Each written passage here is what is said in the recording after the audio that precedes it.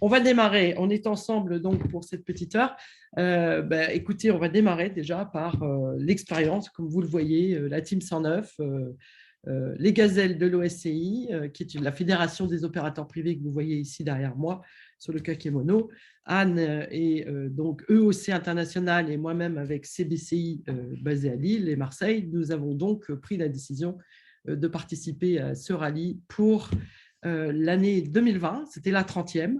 Et à cette occasion, nous avons donc dû subir, comme tout le monde, des reports. Alors, qu'est-ce que le rallye Aïcha des Gazelles du Maroc? Pour celles et ceux qui ne savent pas, c'est un rallye d'orientation 100% féminin qui est très orienté sur une course d'orientation, une analyse de cartes qui date de 1962, et puis une appréhension des difficultés de terrain hors piste, puisque l'objectif, c'est d'aller au cap, c'est-à-dire de faire le moins de kilomètres possible en pointant un maximum de balises qu'on appelle du checkpoint, qui sont des petits drapeaux que vous allez voir au fur et à mesure de ces différentes photos. Alors, on a vu ici 2020, on vous en parle. Déjà, pour celles et ceux qui vont s'inscrire ou qui sont déjà inscrites, vous avez en septembre ici 190 équipages qui vont vivre ce rallye. Donc ça, c'était le checkpoint de tout ce qui avait été fait pendant le report, puisqu'on a été un report 5 fois. Donc l'édition de 2020 a eu lieu en septembre 2021. Et vous voyez donc beaucoup de nationalités, un nombre d'équipages important. Et effectivement, une ligne de départ, une moyenne d'âge, on a vu des très jeunes et des moins jeunes, et globalement, une très belle symbiose entre tout le monde. Alors, je vois qu'il y a des fils de discussion, j'essaie de suivre en même temps pour pouvoir arriver à répondre à vos questions. Je vous invite donc, pour tous les nouveaux arrivants, à utiliser le fil questions-réponses pour répondre aux questions au fur et à mesure. Et j'espère que Anne va pouvoir me rejoindre rapidement. Alors, les catégories de ce rallye, il y avait en fait 145 équipages sur la partie 4x4. Vous avez une équipe de 3 femmes en camion dont vous voyez la photo, 9 équipes en crossover, 20 en SSV, 2 équipes quad, 3 équipes en e-gazelle buggy et 10 équipes en e-gazelle auto. Donc, vous voyez aussi, en termes de… Souvent, on nous pose la question du choix du 4x4, mais vous voyez qu'en fait, il n'y a pas de choix meilleur qu'un autre, puisque toutes les marques sont représentées aussi bien en électrique qu'en thermique, et la plupart des marques connues étaient présentes. Alors, qu'est-ce qui s'est passé au départ? On a démarré effectivement par se poser la question de ce rallye. Nous étions, Anne et moi, lors d'une université d'hiver de l'OSCI avec un équipage face à nous, qui est la Team 110, les Gazelles de l'International, qui avait décidé de participer à ce rallye et qui nous ont demandé pourquoi pas nous. Anne est venue me voir et j'ai dit oui, j'ai accepté de démarrer l'aventure avec elle. Et nous voilà partis pour la préparation. Et qu'est-ce qui s'est passé ensuite? On a eu pas mal de réunions d'information. Donc, la première chose qu'on a fait, c'est de prendre la décision d'aller à Nice pour voir le départ de l'édition 2019. Et ça a été vraiment un élément déclencheur final, puisque le fait de voir le départ nous a permis d'assister à des réunions d'information qui nous ont permis de prendre la décision de nous inscrire le jour même, puisqu'il y avait à l'époque eu aussi une possibilité de s'inscrire via un early bird qui nous permettait aussi d'obtenir un tarif préférentiel. Alors, je continue à vous inviter à poser vos questions au fur et à mesure, au fil de l'eau. Alors, vous voyez, qu'est-ce qui s'est passé? On a fait pas mal d'entraînements. Donc, vous voyez à la fois rencontrer des gazelles qui avaient déjà participé au rallye, suivre des entraînements, comme vous le voyez à Villeneuve-les-Avignon, sur l'entraînement sur la partie navigation. Nous avons fait des entraînements de pilotage également avec Janet James, qui a gagné 6 fois le rallye. Et vous voyez les images ici dans le sud de la France. Nous avons aussi eu un entraînement qui a eu lieu au Maroc avec avec plusieurs coachs que vous voyez ici en bas à gauche de la photo, qui nous ont à la fois permis de s'entraîner dans toute catégorie de terrain et avec un local que vous voyez avec le bonnet jaune sur la photo qui nous a permis, lui, d'aller faire de l'entraînement dans les dunes, puisque c'est quand même la partie qui est la plus complexe à gérer lorsqu'on est en stage. Donc, vous voyez qu'effectivement, lors de ce stage, on a planté, hein, ça se voit, on a effectivement tanké le véhicule, c'est-à-dire on s'est embourbé dans le sable et il a fallu pelleter et regarder les techniques pour ressortir soit vers l'avant, soit vers l'arrière. Alors, je vois que quelqu'un lève la main.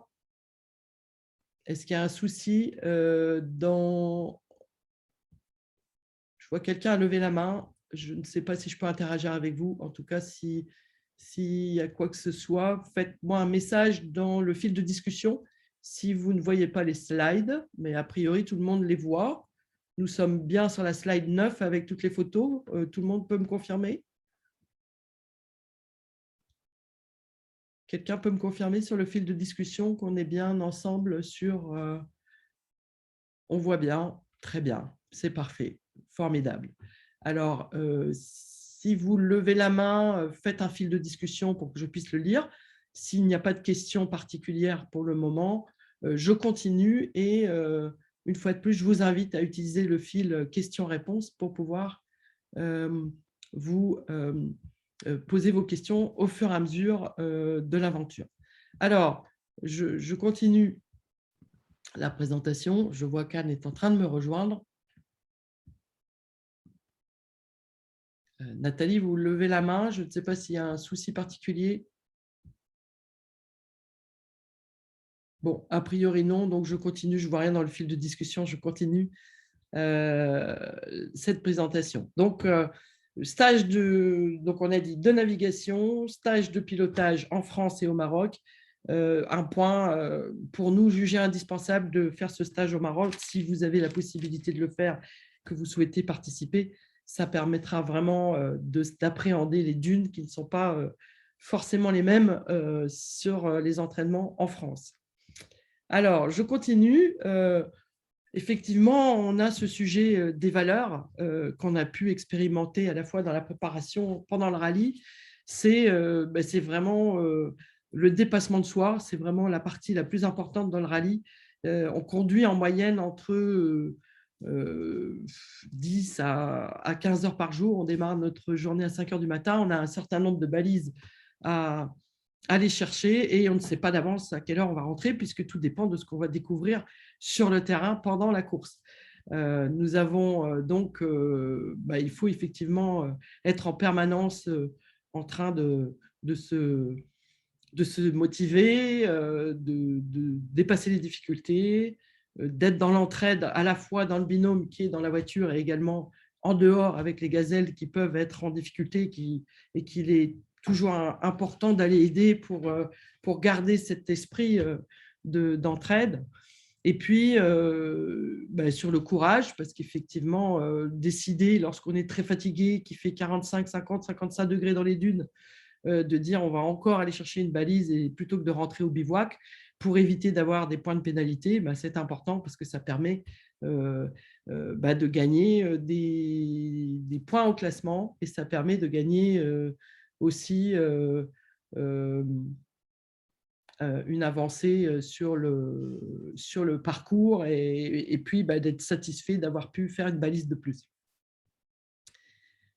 Alors, je laisse vous poser les questions, essayer de les recenser si possible sur le fil de questions-réponses et je répondrai à l'ensemble à la fin, une fois que Anne nous aura rejoint.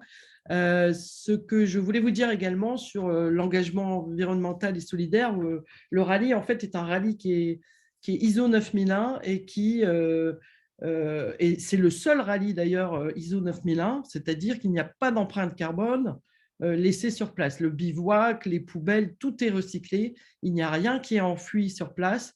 Tout est emmené avec des camions qui brassent en fait les poubelles qui doivent être traitées. Et sur, par exemple, les bouteilles plastiques, on a des poubelles spécifiques dans lesquelles nous mettons les bouteilles d'un côté et les bouchons de l'autre pour permettre le recyclage. Donc ça, c'est important de le savoir parce qu'effectivement, il y a très peu d'empreintes carbone qui est laissée là-bas. On va voir aussi sur les slides suivantes que en fait, on a aussi une sponsorisation qui est faite par Cœur de Gazelle. On verra quelques photos ensuite. Alors, comment ça a démarré? Je vous ai donné donc la décision première. Ensuite, nous sommes allés au départ, on s'est inscrit. Et puis derrière, il faut chercher des sponsors. C'est-à-dire que vous devez bâtir un dossier de sponsoring pour aller valoriser votre offre auprès des sponsors de manière à ce que chaque chaque personne qui va vouloir vous suivre sur cette aventure puisse avoir des gages aussi d'être bien mise en avant. Donc, en termes de stickers autocollants, en termes de lisibilité sur les réseaux sociaux, en termes d'actions qui sont menées pour mettre en avant les marques et les sponsors dédiés. Donc, le but n'est pas forcément de prendre ce dossier en détail. Ce que je vous partagerai pour celles et ceux qui le souhaitent, c'est de nous contacter ou de nous laisser votre adresse mail pour qu'on puisse éventuellement vous envoyer le dossier sponsor que nous avions bâti, que vous puissiez voir également comment il est bâti et comment bâtir le vôtre. Vous avez de toute façon chez Rallye Aïcha des Gazelles du Maroc et Mayinga des exemples aussi et des réunions spécifiques qui traitent de comment aller chercher ces sponsors. Donc, je vous invite vraiment à assister à toutes les réunions qui peuvent être organisées par le Rallye Aïcha des Gazelles du Maroc, puisque forcément, ils sont très professionnels, ayant 30 ans d'expertise pour pouvoir vous guider. Nous, on peut vous donner une approche qui a été la nôtre, mais il y en a plein de différentes. Et selon les gazelles, les approches peuvent être une approche associative, elles peuvent être une approche… Nous étions en PAC entreprise, puisque nous concourions au nom de nos entreprises pour mettre en avant les valeurs de l'entrepreneuriat au féminin et à l'international. D'autres concours sous un mode associatif ou à titre privé. Donc, déjà, ce sont des parties à voir. Et donc, le sponsoring, souvent, on nous demande combien va coûter un budget. Ça va dépendre de la catégorie dans laquelle vous êtes, mais nous concernant, la catégorie 4x4, nous avions décidé de louer notre véhicule. Du coup, je pourrais répondre à cette première question qui était est-ce que le véhicule de l'entraînement est le même après? Si vous avez la chance d'avoir un véhicule qui vous suit tout au long de votre aventure, il faut le renforcer pour qu'il soit prêt pour le rallye.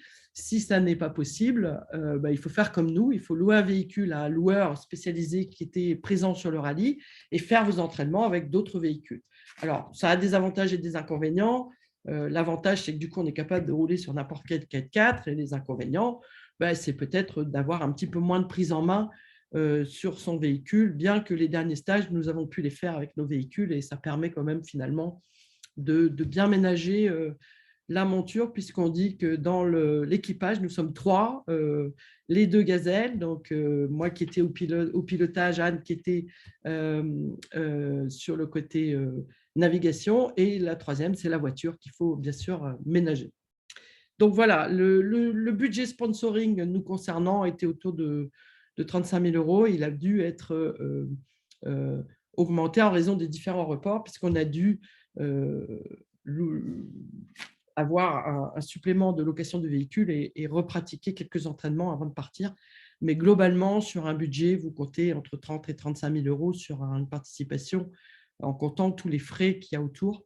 Et évidemment, l'intérêt est aussi de concourir pour une cause. Nous avons concouru pour l'association Cœur de Gazelle, à qui nous allons verser cette semaine, ici samedi, un chèque de 3 500 € qui fait suite aussi à toutes les actions et toutes les économies qu'on a pu faire et qui permet en fait de verser une partie du budget que nous avons en solde à la fin.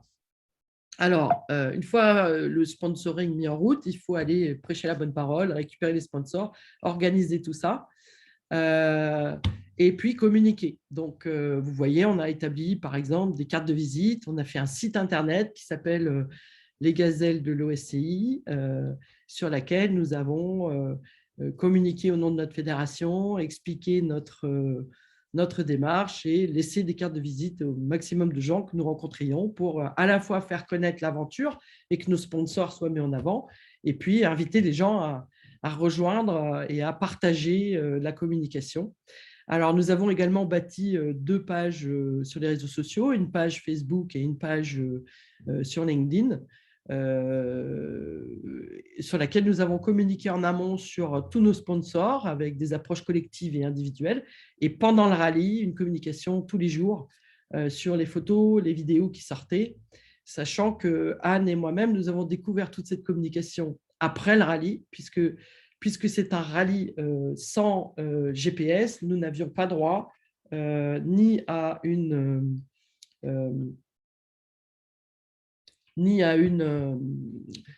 un téléphone, ni à des jumelles. C'était vraiment zéro contact pendant 8 jours de course. Alors, n'hésitez pas à poser vos questions au fur et à mesure. Je vois que Anne a quelques soucis de connexion. Je vais voir quelques minutes, si vous le voulez bien, avant de partir sur le départ, si je peux intégrer son intervention, puisqu'a priori, je dois l'ajouter. Je n'ai pas d'informations dans les textes que j'ai qui permettent de le faire, donc je ne sais pas comment aider. Je continue, je pense que Solène est en train de l'aider. Je continue donc sur la partie du départ. Alors, qu'est-ce qui s'est passé? On a donc eu un parcours, comme vous le voyez, qui a été de partir de Nice avec un départ officiel. On est allé à Sète prendre le bateau, 37 heures de bateau qui nous ont menés à Tanger.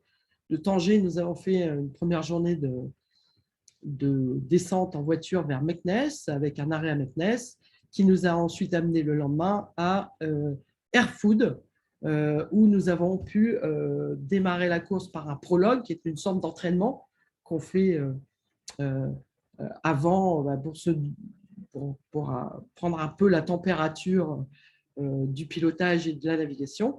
Et puis ensuite, nous avons eu 6 étapes de rallye du 23 au 30 avec 2 étapes marathon. Vous voyez les petites tentes, c'est-à-dire qu'on dort dans le désert, et 3 bivouacs qui sont donc les endroits où tout le monde se retrouve le soir. Et enfin, une arrivée à Essaouira, sur la plage, on va voir les photos, et le retour d'Essaouira à Tanger pour reprendre le bateau au retour et arriver à 7 début octobre. Donc globalement, c'est un départ autour du 19-20 avec un retour autour du 3-4 octobre. Donc globalement, vous faites à peu près 15 jours, 2 semaines et demie en tout. Alors, le départ, comment ça se passe? Une première journée de vérification technique et administrative. Déjà, le premier test PCR, premier test, il y a malheureusement 4 équipages qui ne sont pas partis parce qu'ils ont été testés positifs. Donc, nous avions, nous, Anne et moi, pris la décision de prendre une assurance au cas où nous ne partirions pas, puisqu'il fallait effectivement, derrière, il n'y a pas de remboursement possible. Il faut donc anticiper déjà ce point-là. Les vérifications donc, administratives, que tous les documents soient prêts, aussi pour passer le bateau, passer la frontière, et techniques pour vérifier que le véhicule est en conformité. Donc, les vérifications techniques, par exemple, c'est une partie sur l'homologation des casques, vérifier qu'on a bien mis le jerrycan. Donc, il y a toute une liste qui vous est donnée par le rallye Aïcha des Gazelles du Maroc au fur et à mesure de l'avancée des dates proches du rallye et qui vous permet de checker toutes ces étapes une par une. Donc, n'ayez pas d'inquiétude, vous avez une possibilité de pouvoir intégrer via un code d'accès spécifique sur le site de Mayinga du rallye Aïcha des Gazelles du Maroc, vos profils, et vous avez des dossiers qui concernent toute l'administration, la technique, et on vous demande de remplir au fur et à mesure. Mayinga, pour ça, est très, très bien organisé et vous donnera au fur et à mesure des étapes à remplir et à suivre, donc pas d'inquiétude là-dessus.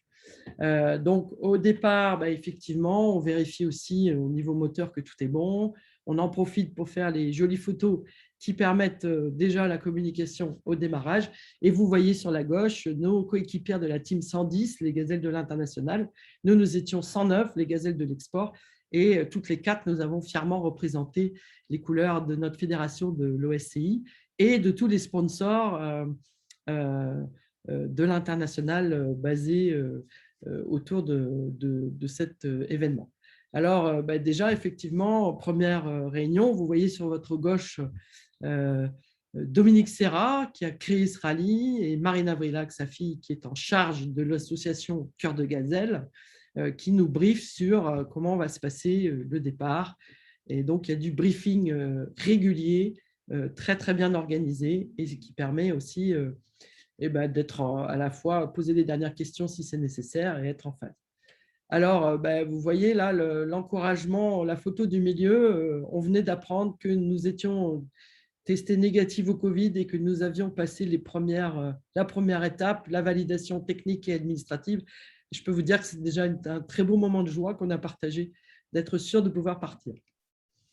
Alors, le jour J, effectivement, on a eu la possibilité d'avoir un flash mob avec Jean-Marc Généreux, où on a pu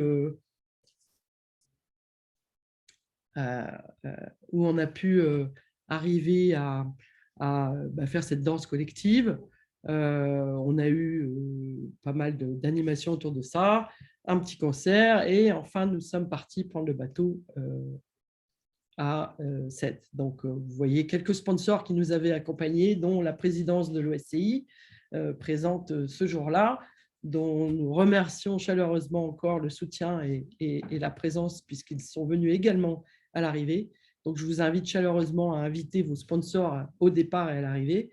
Et vous voyez donc la photo du départ avec ce moment très intense du passage du drapeau du départ. Ensuite, c'est 36 heures de bateau dont je vous parlais tout à l'heure pour rejoindre Tanger. Donc, on en profite pour faire des révisions de navigation pendant le trajet, bien relire le mémo technique et le règlement sportif, puisque le règlement est très strict sur beaucoup de conditions, notamment on n'a pas le droit d'être aidé par la population locale, on n'a pas le droit d'être… en fait, on n'a pas le droit de se suivre au niveau des gazelles, sous peine d'être exclu du rallye. Donc, il y a des conditions très spécifiques à lire et qu'il faut suivre pour ne pas être déclaré hors rallye ou hors classement. Donc, le long périple, mais plutôt sympathique, puisque on a profité de jolis paysages. Nous avons pu nous arrêter pour profiter de ces paysages et faire connaissance un peu avec la population locale. Et puis, une fois que nous sommes arrivés à Airfood, on a eu l'occasion d'avoir une intervention avec les membres de Cœur de Gazelle.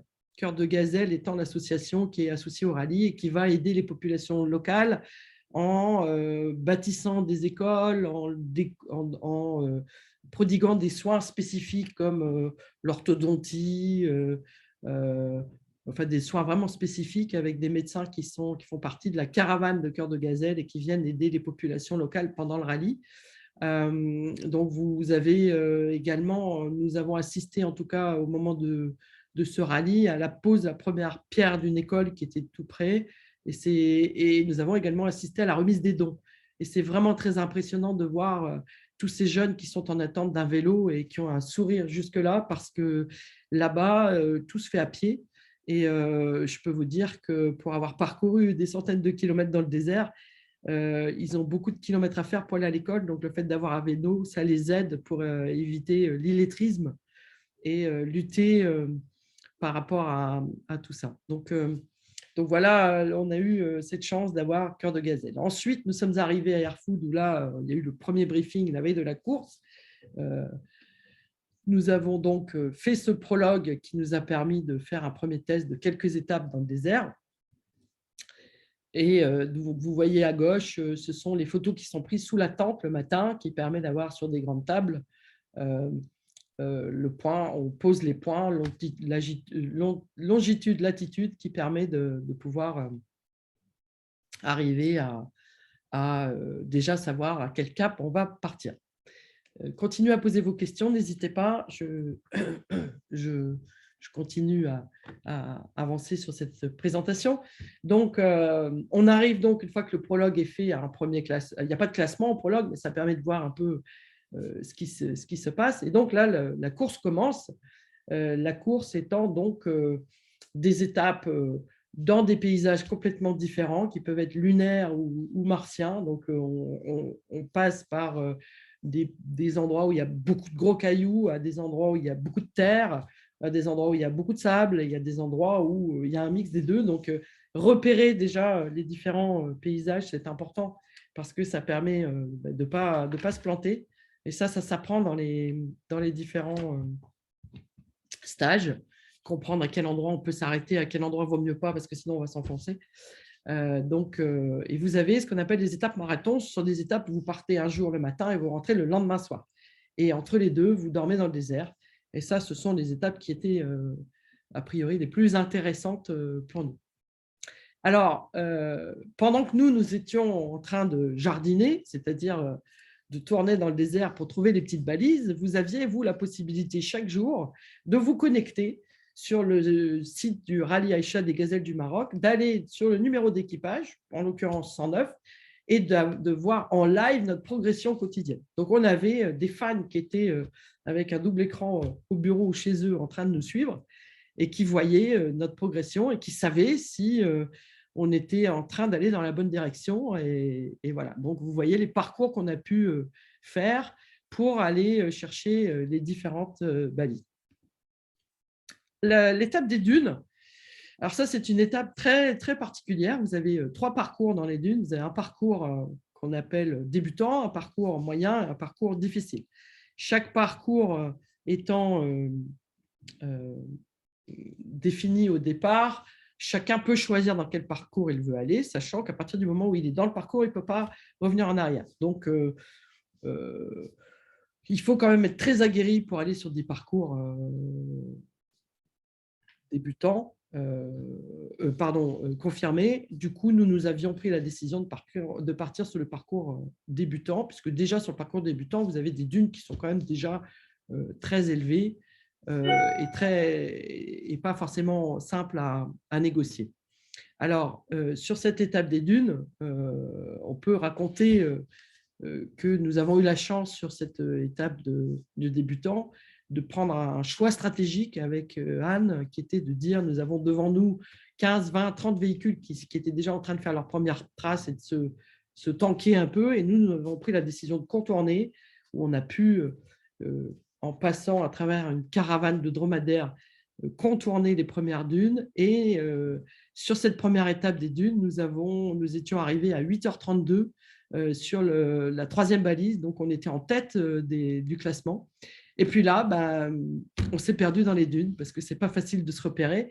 L'idée, c'est d'avoir une boussole et un repère visuel. Donc, quand on est dans le désert, on arrive à trouver des repères visuels, mais quand on est dans les dunes, il n'y a que des dunes. Du coup, vous m'entendez? Est-ce que vous m'entendez bien? J'ai un message de déconnexion. Est-ce que vous m'entendez bien? Tout va bien, parfait.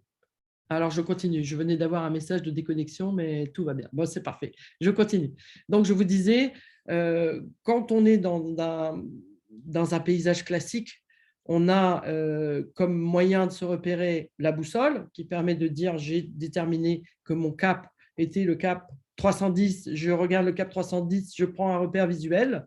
Anne me montrait le repère visuel et j'arrivais avec la voiture derrière pour pouvoir me positionner et regarder dans ma boussole magnétique dans la voiture quel était le cap à suivre au niveau de la voiture, puisque le magnétisme fait que le cap n'est pas forcément le même entre la boussole et la voiture. Donc, on faisait déjà ce premier repérage, mais dans les dunes, il n'y a que des dunes.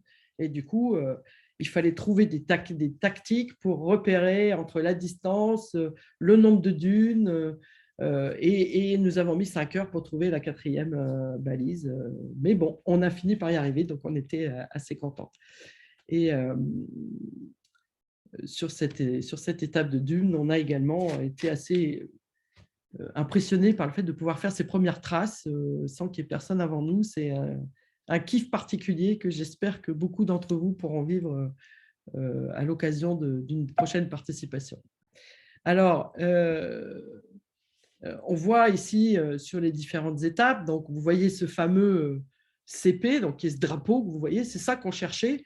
Et ce drapeau, on le voyait tous les 15, 20 km, parfois 30 km. Donc, vous imaginez, on est au milieu du désert, on est 400 gazelles et finalement, on ne se voit pas. Et c'est ça qui est impressionnant, c'est que, à part dans les dunes où on peut se suivre parce qu'il peut y avoir des difficultés de tankage et c'est toujours bien d'être un ou deux équipages, sur le reste, on n'avait pas le droit de se suivre et effectivement, on pouvait parfois se sentir seul lorsqu'on ne trouvait pas la balise, puisqu'elles sont assez petites.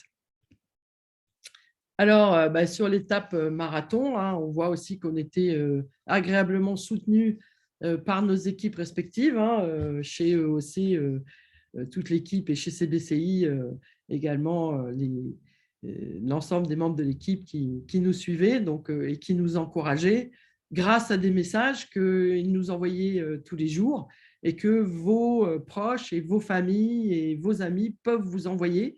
Tous les soirs, on a un petit casier avec tous les mails qui nous sont envoyés pendant la journée et qui nous encouragent. Et je peux vous dire que ça fait vraiment très chaud au cœur de les recevoir parce que ça nous encourage et ça nous montre effectivement qu'on est sur la bonne voie, de continuer à persévérer et d'aller chercher les balises suivantes et de remonter petit à petit au classement. Donc, cette étape marathon, qui est l'étape pratiquement à la fin, nous avons eu la chance d'être affectés sur le même parcours que les gazelles de la team 110 et du coup de partager cette soirée du marathon. Et ce qui nous a permis effectivement de pouvoir partager ce moment sympathique qu'est la nuit dans le désert, la douche solaire au milieu de nulle part. Et ça, c'était vraiment aussi un grand moment.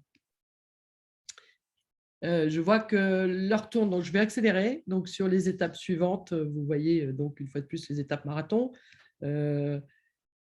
Quand vous nous voyez mettre le pouce, c'est qu'on a trouvé la balise et en bas à droite, on monte et on démonte la tente tous les jours.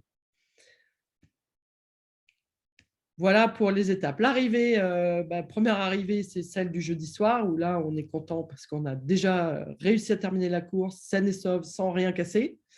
Et puis l'arrivée à Essaouira sur la plage avec un accueil par la patrouille du Maroc, donc très impressionnant.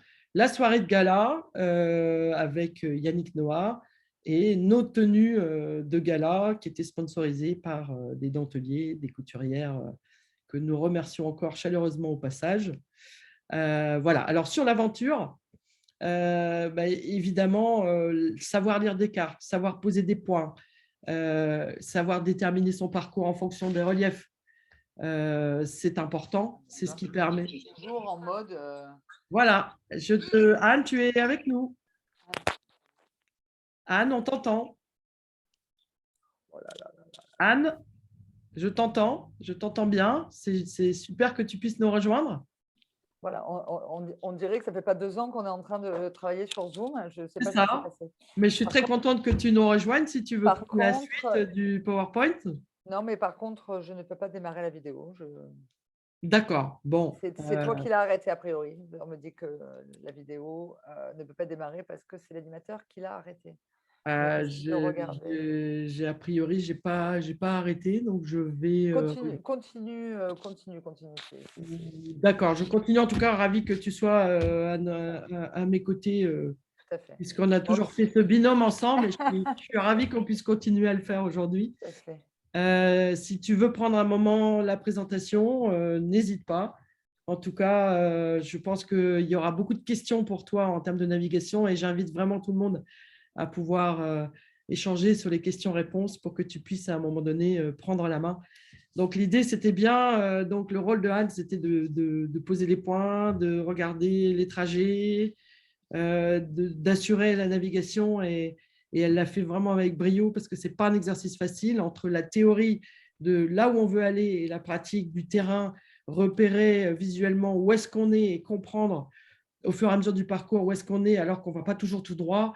Ce n'est pas facile et c'est ce qu'on apprend dans les stages de navigation, de regarder entre le parcours théorique qu'on fait, comment on note le parcours réel de ce qu'on vit au quotidien et dans la minute pour être en permanence en phase avec l'étude du relief.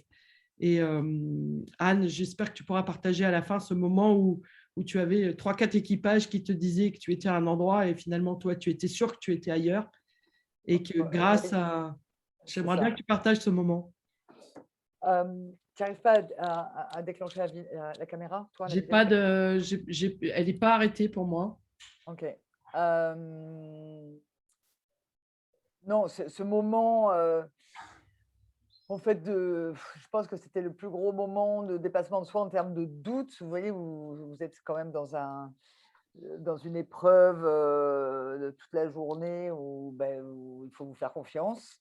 Et Cécile avait toujours le bon mot pour me dire non, mais fais-toi confiance, fais-toi confiance. Mais quand vous arrivez à un moment donné, au bout de 2-3 heures de navigation, où vous pensez, enfin, vous êtes quasiment sûr de vous, d'être à un point précis, vous arrêtez, vous essayez de confronter votre point avec 3 autres gazelles qui vous dites trois autres équipages, donc 6 gazelles, qui vous dites mais non, on n'est pas du tout là, on est à tel endroit. Et que là, du coup, ça vous met totalement par terre hein, votre plan et votre navigation et votre repérage que vous avez fait depuis des heures. Ben là, vous vous dites, qu'est-ce que je fais? Est-ce que je me fais confiance ou est-ce que je fais confiance à ces filles qui sont quand même 6 enfin, voilà, je pense que c'était un des moments de doute les pires des 9 jours. Et puis, mais heureusement, voilà, c'est là où le binôme est super important. Cécile me demande toujours, ben alors explique-moi pourquoi tu penses que tu es là. Donc, je lui déroule tout ce qu'on a fait, pourquoi je pense qu'on est là, pourquoi l'observation du paysage autour de nous aussi me fait dire qu'on n'est pas là où les filles pensent qu'on est et qu'on est exactement. Et puis voilà, et puis une fois que Cécile m'a écouté pendant 10 minutes, elle me dit, bon ben voilà, alors on continue, on se fait confiance et voilà. Et puis on a bien fait parce qu'on était là où je pensais qu'on était. Mais ces moments-là, c'est voilà, c'est un énorme challenge, quoi. Voilà, un énorme challenge et l'importance du binôme est de prendre les décisions toujours à deux, quel que soit, et de ne jamais se reprocher une décision. On a toujours pris les décisions ensemble et on a toujours assumé les décisions et elles ont souvent été positives. Donc, et lorsqu'elles étaient des mauvais choix, on les assumait et on avançait ensemble. Mais on a vraiment eu ce binôme. C'est très important de travailler sur ce côté dialogue et communication dans le binôme, fonctionnement du binôme avec un objectif commun.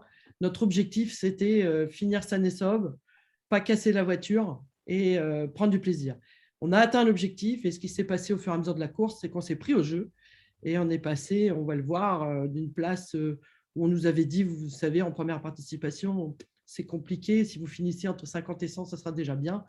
Et vous verrez que du coup, on a fait les Warriors et notre binôme s'appelait Pete Bulldozer. Voilà. Alors, je vais avancer pour qu'on puisse répondre à vos questions. Hein. C'est quand même le plus important. Donc, sur l'aventure, vous voyez les dunes. Anne allait beaucoup étudier le terrain pour savoir où est-ce qu'on pouvait passer pour ne pas partir n'importe où avec la voiture. Donc, ce côté, effectivement, dépassement de soi, gros travail en équipe. Et vous voyez, donc, finalement, nous avons terminé 29e au classement général, ce qui est pour nous une super performance par rapport à 140 équipages, dont, on va dire, un peu plus d'un tiers avaient déjà fait 1 à 10 participations sur ce rallye. Donc, on est très fiers de On ça. était en fait 12e au classement des premières participantes. Donc, il y a à peu près 80 premières participantes. On a fini 12e sur la première participation. Voilà, c'est l'occasion de dire un grand merci à tous nos sponsors. Je sais que il y a sur ce webinaire quelques sponsors qui sont présents et vraiment, on les remercie chaleureusement parce que c'était aussi grâce à vous qu'on a pu Performé. performer et qu'on avait envie aussi de se battre pour vous et qu'on n'a jamais flanché parce que c'est important que la communication elle aille jusqu'au bout et c'est aussi un élément qui nous a motivés au quotidien, c'est que vous ayez aussi une belle lisibilité sur ce rallye grâce à nos actions.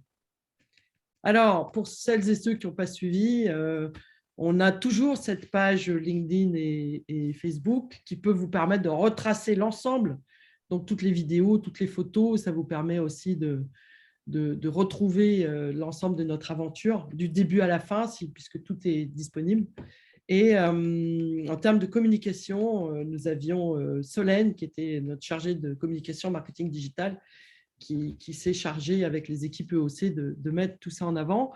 Donc, vous voyez, on a aussi été interviewé à la fois dans des magazines, dans des radios, dans des vidéos. Au moment de l'OSCI, on a annoncé, on est aux universités. Ça nous a permis vraiment de travailler tout ça. Et puis, du coup, pendant également, comme je vous le disais tout à l'heure, il y avait la communication officielle du rallye qui vous permettait d'avoir l'ensemble de ce qui était fait globalement sur ce rallye, et puis la communication Team 109 qui vous permettait de voir précisément notre progression. Et voilà, aujourd'hui, écoutez, du coup, ça nous a rapprochés. On travaille beaucoup plus souvent ensemble et on essaie de mettre ensemble en avant les valeurs de l'entrepreneuriat au féminin et à l'international, et on prône toutes les deux des formules d'externalisation. Anne, tu veux peut-être dire un mot sur ce retour à peine arrivé, rentré du rallye? Nous Oui, sommes c'est sûr intervenus que sur le Big. c'était un peu surréaliste parce que le Big, je ne sais pas si vous connaissez, qu'organise BPI, mais BPI était un de nos sponsors vraiment de la première heure. Donc, même si on arrivait à peine du rallye, on s'est dit on va quand même être à Paris pour le Big parce qu'on avait été sollicité pour animer un atelier sur le thème de l'externalisation et de l'exportation collaborative, qui est un thème que OC porte depuis une quinzaine d'années.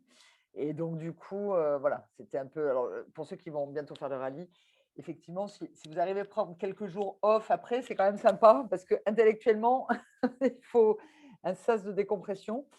Mais bon, voilà, ça vous permet aussi de vous remettre dans le bain.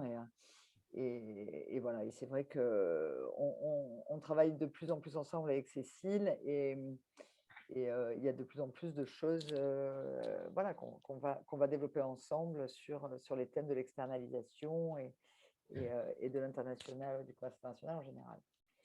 Donc peut-être qu'il y a pas mal de…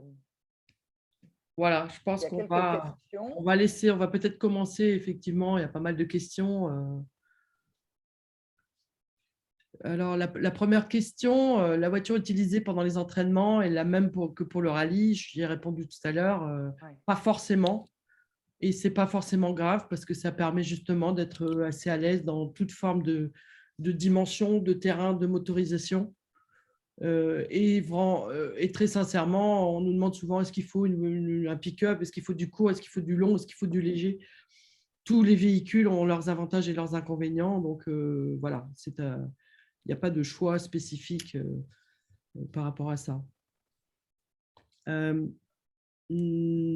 Si nous n'avons pas répondu tout à fait à la question, n'hésitez pas à en poser une autre. Donc, on va continuer dans les questions. Peut-être tu veux prendre la suivante de Jérôme.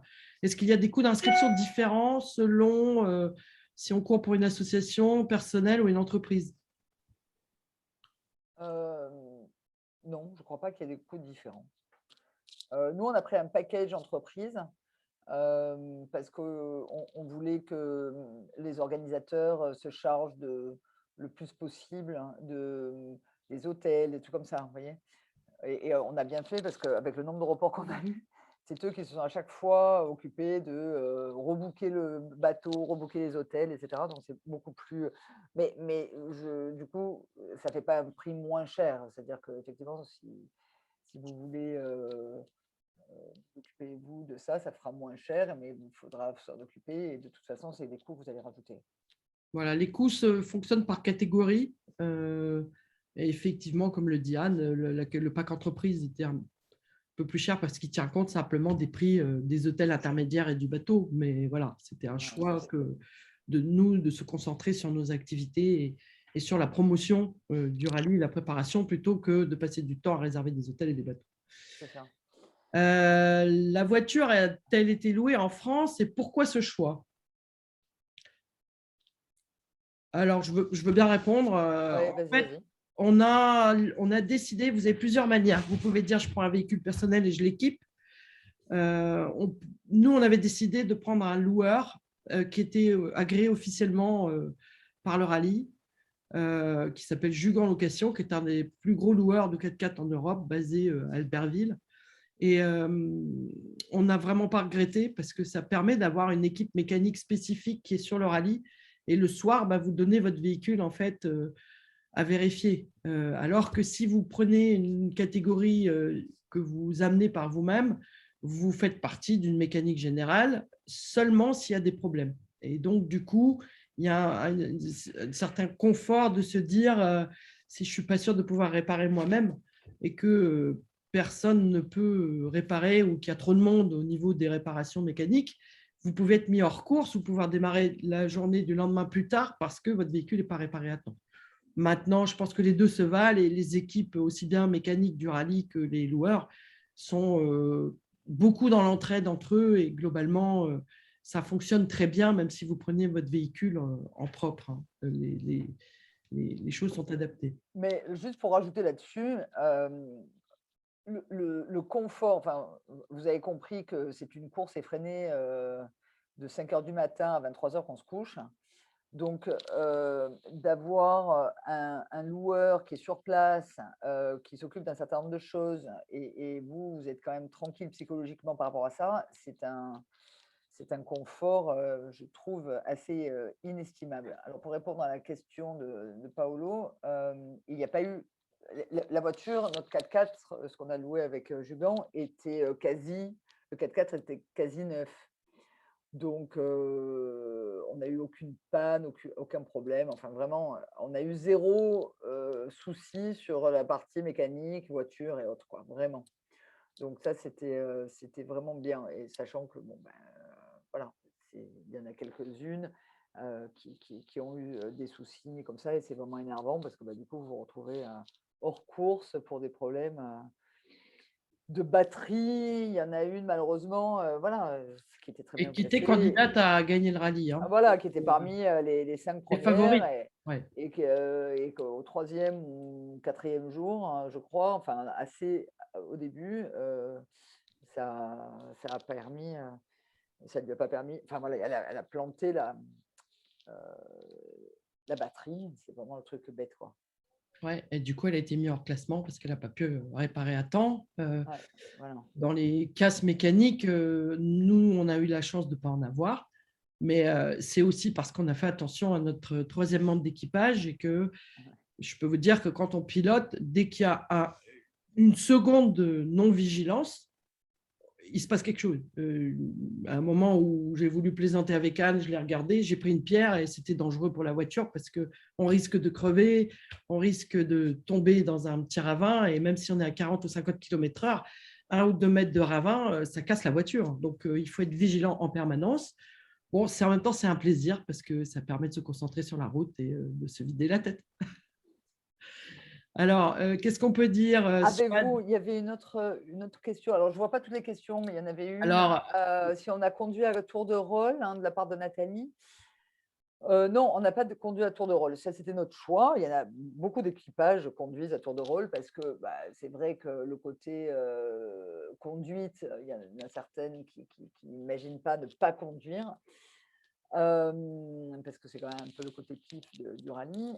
Mais en fait, pour nous, d'entrée, on était très en phase là-dessus, mais dès le départ. Dès le départ du rallye, quand on s'est retrouvés sur place, on s'était dit, bon, pourquoi pas, on verra. Mais en fait, on s'est dit, on va rester chacune dans notre rôle. On va chacun rester dans notre rôle, chacune rester dans notre rôle pour pouvoir s'améliorer dans notre rôle. Parce que le fait d'être très concentré, Cécile sur la route, moi sur les cartes, sur la navigation, forcément, vous êtes en marge de progression entre le premier et le dernier jour de course, et qui est assez énorme. Alors que si vous passez d'un poste à un autre selon les jours, voilà. Enfin, en tout cas, nous, on ne le sentait pas. Il y en a beaucoup qui le font, nous, on ne le sentait pas, et ça serait à refaire. Je resterai sur absolument sur cette ligne-là où j'ai aimé être en navigation, et la courbe d'apprentissage entre le premier et le dernier jour est tellement énorme que voilà, je changerais pour rien au monde ça. Et pareil pour Cécile. D'ailleurs, on est en lice pour 2024. Elle me met la pression, mais je pense que je vais finir par lâcher. Alors, Souad, le choix du véhicule, c'est déterminé comment? Vraiment, le loueur. Ça nous rassurait d'avoir un loueur qui est sur place et si on a un problème, on peut s'adresser à lui. C'est comme ça que nous, on a choisi. Les autres vont déterminer aussi en fonction de si elles ont déjà un 4x4 ou ou si il y a peut-être voilà, être plus à l'aise sur une formule courte qu'une formule longue. C'est vraiment très personnel et c'est vraiment à vous de regarder ce qui vous semble le plus cohérent par rapport à vous. Le choix de l'équipe, s'est-il fait en fonction du parcours pro?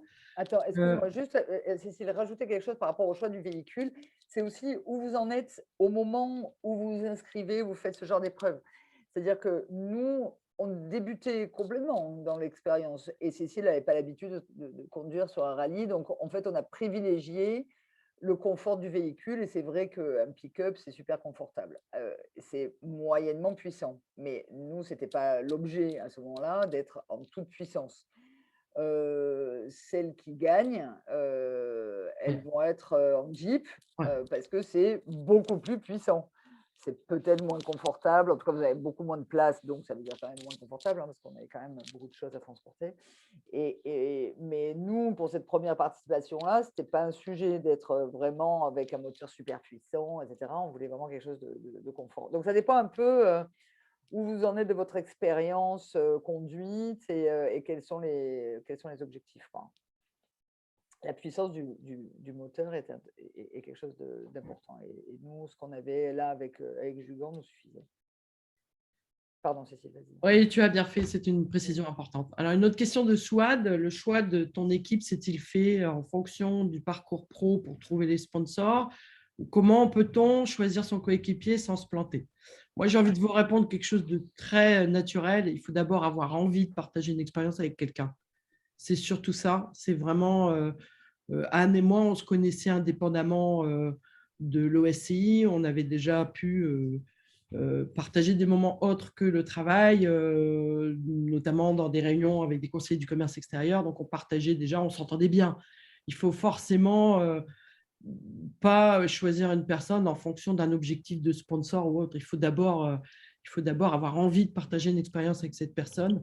Et donc, et ben, en fait, vous avez plusieurs manières de faire, ou vous avez envie de le faire avec une amie ou quelqu'un que vous connaissez autour de vous, vous en parlez, vous étudiez, ou bien vous vous adressez à Mayenga qui a parfois des personnes en attente de vouloir trouver d'autres personnes avec qui s'associer.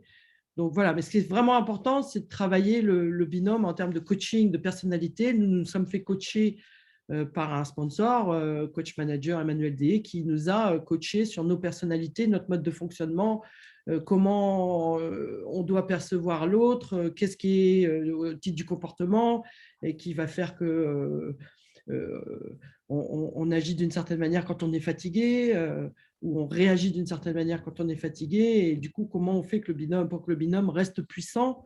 Voilà, tout ça, ça se travaille un peu en amont. Et une bonne communication régulière, une bonne préparation, c'est important aussi dans le binôme avec des objectifs communs, identiques. Et voilà, donc je pense qu'il n'y a pas de choix meilleur qu'un autre, mais voilà, c'est surtout l'envie, le plaisir avant tout de partager un moment ensemble parce que vous êtes quand même 24 heures sur 24 ensemble pendant 8 à 10 jours, dans la tente et dans la voiture. Donc, il faut vraiment que ce soit un plaisir de partage avec la personne. Après, on ne se connaissait pas non plus super bien. On a appris à se découvrir. Tout à fait. Partir avec votre meilleur ami ou votre sœur, etc., c'est risqué aussi parce qu'on se connaît tellement bien que plus facilement vous éclatez. Alors que, bon, voilà, là, on est éclaté, mais de manière, de manière cool quand même. Et effectivement, cette préparation psychologique que nous a fait Emmanuel, je crois qu'il est connecté, j'ai l'impression, qui nous a coachés, était fantastique. On l'a fait 2 fois avec lui. Sans lui, ça aurait été beaucoup plus compliqué. Ouais, tout à fait. Très important.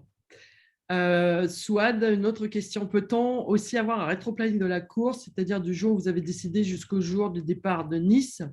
La préparation prend combien de temps, sachant nos activités pro qui se poursuivent, qu'au final, alternative, prépa plus course? Hem, Bah, après ça, là, vous pouvez vous mettre un peu en forme projet, effectivement. Nous, en plus avec Cécile, elle habite à Lille, moi j'habite à Marseille, donc ça demandait un peu de coordination et d'organisation. Bah, comme dans tout projet, il faut un peu de rigueur sur l'organisation. Donc, ça veut dire se dire: «On se fait un point tous les temps, on se divise les choses à faire. Est-ce que tu t'es occupé de ça et ça?» et cetera. Enfin, voilà, je pense que euh, c'est bien de lister tout ce qu'il y a à faire, se répartir et après fonctionner en mode projet entre les uns et les autres et se répartir les choses et se dire, nous, c'est vrai qu'on a beaucoup travaillé les week-ends pour ça, c'est clair, hein. Donc, ou entre midi et deux, on s'est beaucoup appelé aussi. Bon, ben voilà, on a essayé de pas non plus trop empiéter sur le travail, voilà. Mais peut-être que Ouais, tu as et rajouté. sur le rétro-planning, il y a aussi faire confiance aux organisateurs. Vous êtes encadré par des gens très professionnels, aussi bien avant le rallye, pendant. C'est vraiment très pro, Mayenga, hein. Les organisateurs sur place là-bas, c'est super pro. Et en amont, c'est super pro. Ils vont vous donner les étapes à suivre. Si vous suivez bien votre guide euh, et la communication qui vous est régulièrement envoyée, c'est facile à suivre. Alors après, on pourra partager aussi, il y a des petites astuces que vous apprenez aussi pendant les stages de navigation, pendant les stages de pilotage. Et puis, nous, on avait aussi, avec Anne, fait un planning de notre journée type, c'est-à-dire tout ce que Anne doit faire dans sa journée, tout ce que je dois faire dans ma journée, puisqu'on avait des rôles différents entre la navigatrice et le pilotage, et le fait de s'être toutes les deux fait cette checklist, c'était bien. Il y a des checklists aussi pour les bagages, pour avoir un bagage plus pour le bateau, un bagage pour le rallye, un bagage pour la soirée à Essaouira. Mais tout ça, vous avez aussi une page Facebook qui s'appelle le Souk des Gazelles, sur laquelle il y a beaucoup d'échanges entre les gazelles. Et puis, tous ces documents-là, on pourra vous les partager si vous souhaitez a posteriori les recevoir. Mais je pense qu'il faut, voilà, il faut y aller par étapes. D'abord, le plaisir, l'inscription, les premiers pilotages, les premiers stages de navigation. Et après, ça vient petit à petit en mode projet. Alors, Par contre, j'ai juste un truc, je sais que c'est l'heure, mais il y a un truc qui me paraît assez fondamental. C'est que nous, on a vu quand même pas mal de gazelles qui n'avaient jamais mis les pieds. Alors, je ne sais plus si tu as dit un ouais, je mot l'ai dit. là-dessus. Ah oui, tu l'as dit, voilà. Mais alors, aller s'entraîner au Maroc une fois avant, ça me paraît être fondamental, quoi. Je ne sais même pas comment les organisateurs le mettent pas quasi obligatoire, hein. Mais bon, voilà, si tu l'as déjà dit, ça va. Oui, c'est important. Alors, en tout cas, si on veut être à l'aise et prendre plaisir, parce que le C'est ça. comportement des dunes et le Ouais. paysage, ça ne s'improvise pas. Savoir repérer C'est le rassurant paysage, de l'avoir vu voilà. avant. Ouais, c'est C'est ça. rassurant de l'avoir vu avant. Je pense qu'il y a aussi beaucoup de gazelles qui découvrent et ce n'est pas forcément grave de découvrir. C'est juste que C'est plus l'aventure, confortable. elle est un peu plus stressante quand on n'a pas du tout la maîtrise du terrain. Mais voilà, il y en a plein qui le font sans être allés au Maroc et du coup, bon, ben, elles vont faire un peu plus de débutants et elles vont avoir peut-être un classement qui sera peut-être pas aussi proche du podium. Mais c'est bien aussi si l'aventure, c'est de partager des moments et de profiter du paysage. Pourquoi C'est pas? sûr. Tout dépend de vos objectifs. C'est sûr.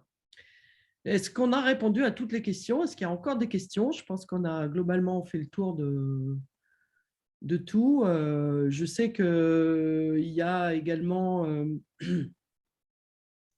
souvent une question qui nous est posée, c'est quel a été le fait marquant.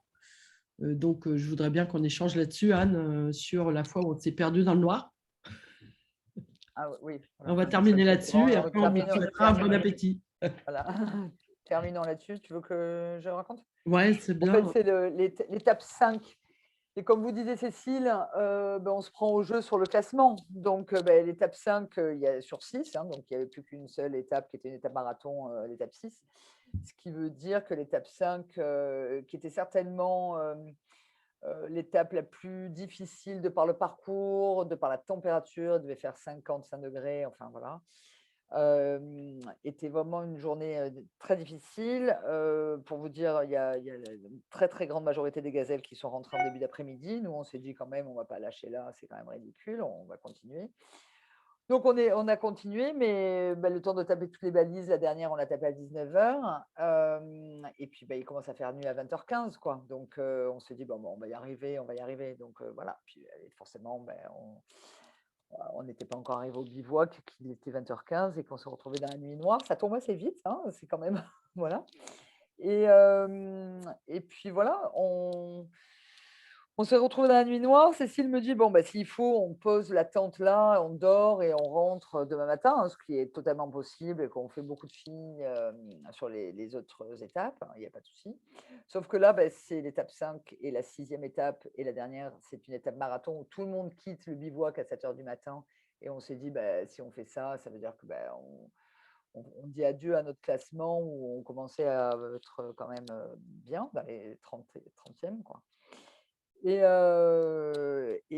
ben voilà, en fait, on s'est donc là, vous allez puiser à peu près toute l'énergie que vous avez en vous, hein, c'est vraiment un challenge, humain incroyable, parce que vous vous dites: «Mais on va absolument jamais y arriver» et puis en fait, bah, vous voilà, vous accrochez à ce que vous voyez, à ce que donc en fait, effectivement, Cécile m'envoyait devant, et puis moi je lui disais: «Beh, voilà, qu'est-ce que tu vois?» «Beh, rien». Donc finalement, bah, vous levez la tête, bah, j'ai dit: «Oui, je vois la Voie lactée à droite et puis, l'étoile du Berger à gauche, donc le cap 180, c'est entre les 2. On va essayer d'avancer comme ça» et puis bon, voilà, ça a été, grand moment entre nous parce qu'il y en a une qui se met à pleurer, l'autre la console, l'autre, se met à pleurer, l'autre la console et puis, c'est 10 heures du soir, on tanque, ressortez les plaques et tout ça, puis ça fait juste depuis 7 heures du matin que vous êtes exténué moralement, physiquement, tout ça. Et puis on a fini par arriver, au bivouac à 23h30. À ce moment-là, vous vous dites que globalement dans la vie, vous devriez être à peu près capable de surmonter toutes les épreuves, clairement. C'est ça. Voilà et ça, c'était vraiment l'expérience, enfin, vous voyez? Bon, on a l'impression qu'on vous met une expérience incroyable sur le chemin pour savoir comment vous allez vous débrouiller et c'est vraiment ça et le fait d'avoir réussi ça, bah, ça nous a donné une force incroyable pour les 2 jours qui ont suivi, quoi, ça c'est clair. Tout à fait. Et dans la vie de tous les jours aujourd'hui, de se C'est dire clair. qu'il y aura toujours une solution. Quoi qu'il arrive, Exactement, on exactement, n'abandonne pas et il y aura une exactement. solution. C'est Donc, si vraiment on peut ça. rester là-dessus, ce moment positif, bah, c'est voilà, le parallèle avec l'entreprise. C'est ça, il y a toujours une solution. Et on se met en mode warrior et on trouve les solutions pour nous et nos clients. C'est ça, exactement. En tout cas, un grand merci à tout le monde d'avoir suivi avec attention. On a eu ces petits soucis techniques. Anne n'a pas pu C'est pas forcément grave, en être tout cas, mise en avant, mais elle a bien géré, il y a aucun souci, exactement. il y a pas de souci. Et finalement, on a réussi à répondre à toutes vos questions, à intervenir toutes les deux. Et on reste à disposition si vous souhaitez en savoir un peu plus. Et en tout cas, Beh, Sophie, qui a hâte, ouais, bien sûr, il faut avoir hâte. C'est un moment de vie, en fait, hein. Voilà, c'est un moment extrême et en tout cas, régalez-vous et n'oubliez pas d'ouvrir les yeux, quand vous êtes rivés sur vos cartes. Parce qu'il y a tous les jours, on se disait: «Ouvrons les yeux quand même». C'est assez magnifique. c'est magnifique. Voilà, il Ouais, faut profiter de cette aventure. c'est Et ça. c'est un grand moment que vous allez vivre pour celles et ceux, enfin pour celles et ceux, puisqu'il y a aussi Gazelle Men, hein. Il n'y a pas que Ouais. des rallyes féminins. Ben voilà, profitez bien et bravo à vous et merci de votre attention Merci. aujourd'hui. À très À bientôt. bientôt. Merci.